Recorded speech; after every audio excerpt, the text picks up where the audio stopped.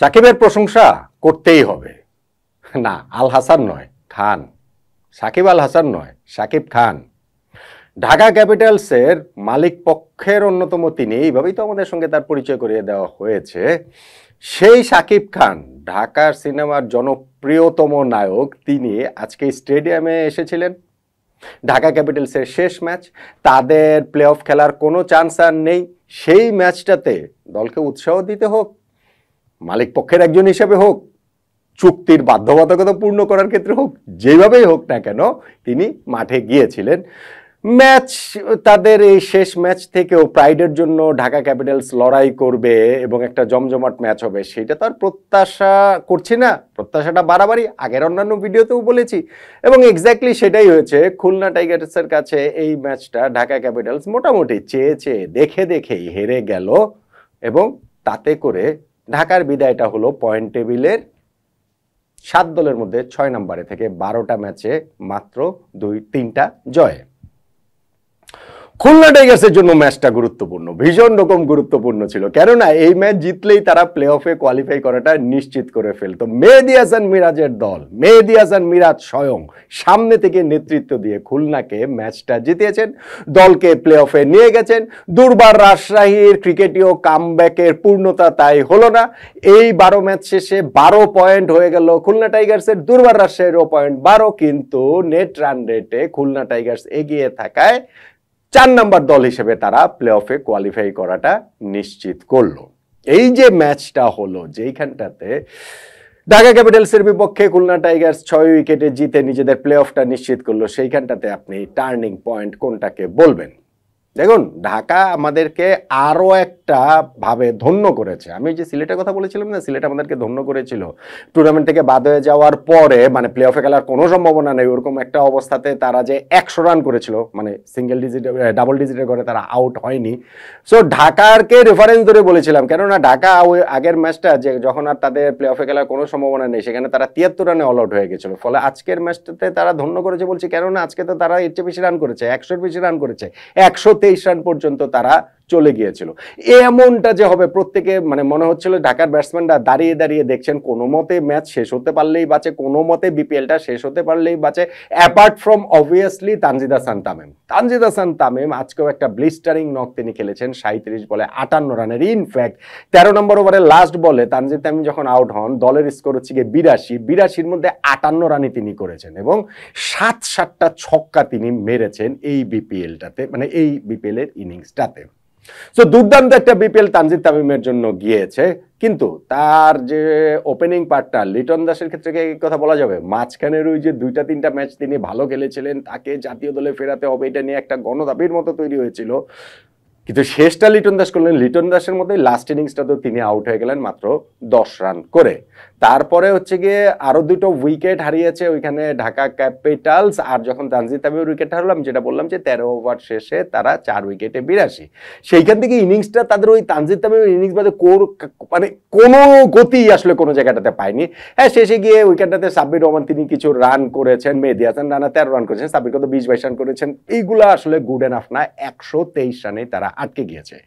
খুলনা টাইগার্সের সামনে টার্গেটটা ছিল 123 রান টপকে তাদের জিততে হবে, জিতলেই তারা প্লে অফটা নিশ্চিত করে ফেলবে, কেননা নেট রান রেটে তারা আগে থেকেই ভালো অবস্থানে ছিল। দুর্বার রাজশাহীর এই ম্যাচ জয়ে তারা দুর্বার রাজশাহীর সঙ্গে পয়েন্ট সমান হয়ে গেল, নেট রান রেটে থেকে তারা আসলে চলে যাবে। হ্যাঁ, শুরুতে তারা একটা হোঁচট খেয়েছিল, মুস্তাফিজুর রহমান তার প্রথম 2 ওভারে 2 উইকেট নিয়ে নিয়েছেন, 2 জন ব্যাটসম্যানকে 0 রানে আউট করেছেন, নাইম শেখ স্লিপে ক্যাচ দিয়েছেন, আর আফিফ হোসেন ধ্রুব লিডিং এজ হয়ে পয়েন্টে ক্যাচ দিয়েছেন।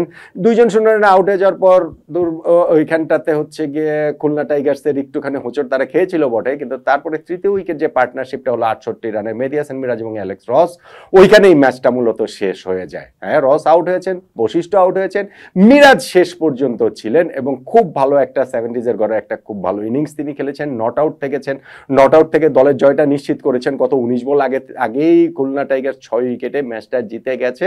সেলিব্রেশন আর ওই অর্থে যে বিরাট কোনো সেলিব্রেশন হয়েছে তা হয়তো না, কিন্তু এই প্লে অফে ওঠার মাধ্যমে তো একটা লক্ষ্য পূরণ তো হলোই, বড় একটা লক্ষ্য পূরণই খুলনা টাইগার্স হলো। তাদের ক্যাম্পেইনটাকে তাই প্লে অফে যখন উঠে গেছে তখন তো অবভিয়াসলি টার্গেট থাকবে এখন কি বলা চলে শিরোপা জয়ের।